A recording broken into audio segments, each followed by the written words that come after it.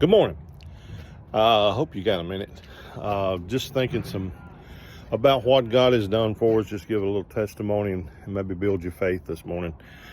I was in a service one night, and I had a gentleman that had given me a jacket several years before, and I thought the world of this man. He's my hero, and he had passed away, and I was in this service, and I was praying with this young man, and the Lord spoke to me and said, give this man my jacket. And I knew immediately that it was the voice of God, but I thought that, Bruce, give me this jacket. But the Lord spoke to me again and said, give him that jacket. And he was going on the road, and I'm not anybody special, but the Lord said, give him that jacket to take on the road with him, and when things begin to get rough, to put that jacket on and begin to pray. And so I gave him the jacket and told him what the Lord had spoke to me, and I had maybe 2 or 3 suits, and they were old as old as the heels, you might say. And I'm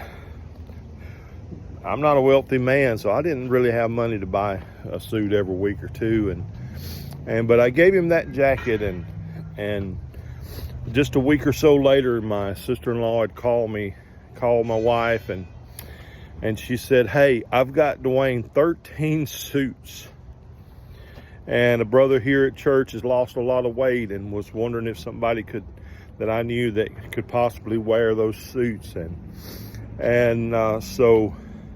I went down and picked the suits up a few weeks later, and began to look through the suits and look at some of the names on the suits. And some of the suits, I never even heard the names. And those suits was suits that you had to have a setting to be measured to order one of the suits.